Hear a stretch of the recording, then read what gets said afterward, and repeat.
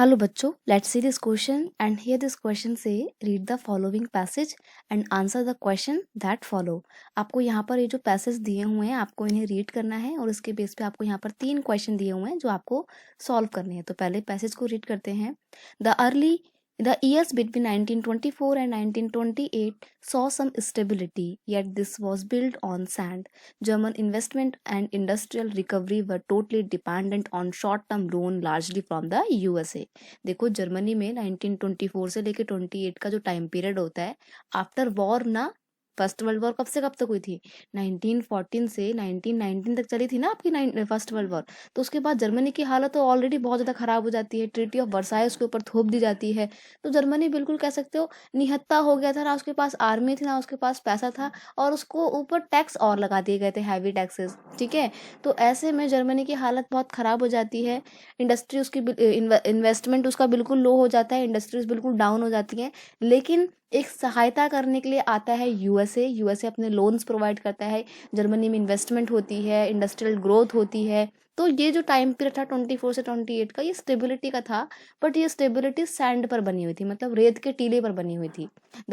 Sorry this support was withdraw when the Wall Street Exchange crashed in 1929। और देखो USA ने जो loan provide किए थे जर्मनी को 1929 में, यूएसए ने वो लोन देने बंद कर दिए क्योंकि खुद यूएसए का जो वॉल स्ट्रीट था, वॉल स्ट्रीट एक्सचेंज जो था, शेयर मार्केट कह सकते हो अमेरिका का, वो क्रैश हो गया था।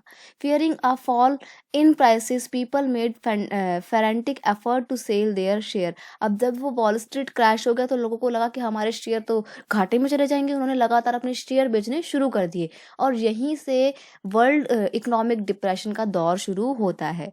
On one single day 24 October 13 million share were sold, यानी कि सिर्फ 24 अक्टूबर के दिन ही कितने मिलियन शेयर बिक गए थे? 13 मिलियन लोगों ने अपने शेयर बेच दिए। एंड उस टाइम के अकॉर्डिंग ये नंबर बहुत बड़ा था। This was the start of great economic depression. ये तो सिर्फ एक ग्रेट इकोनॉमिक डिप्रेशन की स्टार्टिंग पॉइंट थी 24 October. Over the next 3 years between 1929 to 32 the national income of USA fell by half, यानी कि 29 से 32 के बीच में यूएसए की जो नेशनल इनकम थी वो आधे से भी ज़्यादा कम हो गई। फैक्ट्रीज वर शट डाउन, कंपनियां बंद होने लगी, एक्सपोर्ट उसके गिरने लगे, farmers were badly hit and स्पेक्टुलर withdraw their money from the market, यानी कि जो मिडल मैन थे उन्होंने अपनी पैसा जो मार्केट में लगा रखा था वो वापस लेना शुरू कर दिया। फार्मर्स जो किसान थे वो बहुत बुरी तरीके से अफेक्ट हुए क्योंकि एक्सपोर्ट तो बंद हो गए थे। तो ऐसे में किसानों ने जो प्रोडक्शन कर रखी थी एग्रीकल्चर प्रोडक्शन, वो बिक नहीं रही थी, तो फार्मर्स बहुत बुरी तरीके से अफेक्ट होते हैं। The effect of the recession of the US economy were felt world wide. USA का ये जो नेशनल इनकम में कमी आई थी, ये सिर्फ यूएसए तक सीमित नहीं थी, पूरे वर्ल्ड में इसका बहुत मेजर इम्पैक्ट पड़ता है। The German economy was worst hit by the economic crisis. और ये जो इकोनॉमिक डिप्रेशन जिसकी शुरुआत अमेरिका में हुई थी, इससे सबसे ज़्यादा बुरी तरीके से वर्स्टली अफेक्ट कौन होता है? जर्मनी होता है। By the 1932, industrial production were reduced to 40% of the 1929 level. Worker lost their job or went to paid reduced wages. The number of unemployed touched in the unprecedented 6 million, यानी कि 6 million लोगों ने अपनी job खो दी थी, unemployed हो गए थे, लोगों के पास काम कुछ भी नहीं था, और जो प्रोडक्शन थी वो 40% तक कम हो गई थी। तो आप सोच सकते हैं, अंदाज़ा लगा सकते हो कि जर्मनी में हालात कितने ज़्यादा खराब हो गए थे।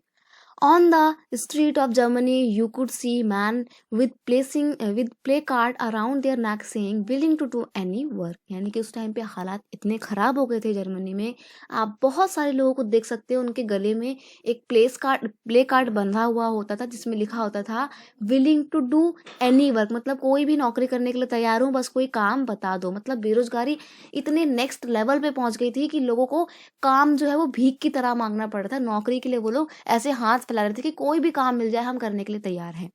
Unemployed youth play card or simply sat or at street corner or desperately queued up at the local employment exchange. As job disappear, the youth took to the criminal activity and total despair become common place, यानी कि जो workers नहीं sorry, जो youth हैं country के, Germany country के जो youth थे वो लाइन में खड़े होते रहते थे बस इस इंतजार में कि क्या पता हमारे को कहीं कोई जॉब मिल जाए। क्यों? क्योंकि जॉब्स बिल्कुल डिसअपियर हो गई थी, गायब हो गई थी। जब लोगों को जॉब नहीं मिली और यूथ लोग बिल्कुल ज़्यादा बहुत निराश हो गए, हताश हो गए, उनको जब कोई रास्ता नहीं दिखा तो उन्होंने क्या करना शुरू कर दिया, चोरी चकारी, क्रिमिनल एक्टिविटीज में वो लोग इन्वॉल्व होने लग रहे थे। देखो आपको भी पता है जब आपको कहीं भी कोई जॉब नहीं मिलेगी तो आप क्या करोगे, चोरी तो करोगे। यही हो रहा था जर्मनी में, हालात बद से बदतर होते जा रहे थे। तो ये बेसिकली हमारे को क्या बताया गया है यहाँ पे, इकोनॉमिक डिप्रेशन की यहाँ पर बात की गई है। तो मैं लिख देती हूँ यहाँ पे इस पूरे हमारा जो पैसेज है इसका की कॉन्सेप्ट क्या है। इसका की कॉन्सेप्ट है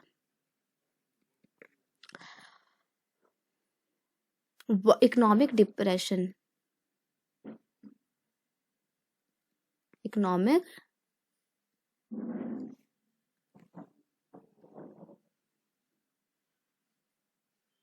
डिप्रेशन। ओके, इसको वैश्विक मंदी भी बोलते हैं।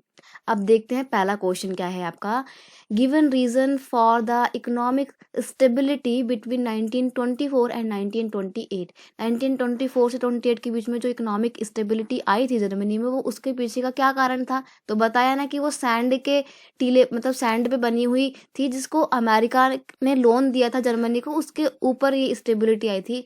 और जैसे ही अमेरिका ने अपने वापस लोन देना बंद किया जर्मनी को, जर्मनी फिर से धड़ाम से नीचे गिर गया और उसकी हालात खराब हो गए। During 1924 and 1928 Germany saw some economic stability because of USA investment in German industry. German industry में जो यूएसए ने इन्वेस्टमेंट की थी उसी की वजह से वो इकोनॉमिक स्टेबिलिटी आई थी। नेक्स्ट आपका क्वेश्चन क्या है बच्चे, नेक्स्ट है suggest one example which is regarded as an indicator that economic depression was started. आपको वो बिगनिंग पॉइंट बताना है जब हम कह सकते हैं कि इकोनॉमिक डिप्रेशन की स्टार्टिंग हुई थी। तो मैंने आपको बताया था अभी ऊपर कि वो दिन कौन सा था, वो था 24 अक्टूबर का दिन। और बेसिकली उस दिन यूएसए का वॉल स्ट्रीट क्रैश हुआ था, उसको बिगनिंग पॉइंट माना जाता है ग्रेट इकोनॉमिक डिप्रेशन का। Crash of the wall street exchange of America, आप स्पेसिफिक डेट भी मेंशन करना चाहो तो कर सकते हो, इन 24 अक्टूबर 1928 was regarded as beginning point of the great economic depression। यानी कि जब वॉल स्ट्रीट क्रैश हो गई थी वो सबसे बिगिनिंग पॉइंट माना जाता है ग्रेट इकोनॉमिक डिप्रेशन का। नेक्स्ट आपका क्वेश्चन क्या है, youth took to criminal activities in German, explain the reason behind it. जो जर्मनी का यूथ था उसने क्या करना शुरू कर दिया था, उसने स्टार्ट कर दिया था क्रिमिनल एक्टिविटीज में इन्वॉल्व होना। तो क्या रीजन थे इसके पीछे वो आपको यहाँ पे बताना है। तो आपका आंसर है यहाँ पे, youth took to criminal activity in Germany because they were unemployed, because वो लोग बेरोजगार थे due to the effect of great economic depression। जो great economic depression था उसका बहुत ही नेगेटिव इम्पैक्ट पड़ा था जर्मनी के ऊपर और जर्मनी से जॉब्स बिल्कुल डिसअपियर हो गई थी, लोग अनएम्प्लॉयड हो गए थे। डेट्स वाई पीपल या youth took to the criminal activity, इसलिए यूथ लोगों ने क्रिमिनल एक्टिविटीज इन्वॉल्व मतलब क्रिमिनल एक्टिविटी में वो लोग इन्वॉल्व हो गए थे। तो ये था basically great economic depression and it's affect on Germany. I hope you understand it well. Best of luck.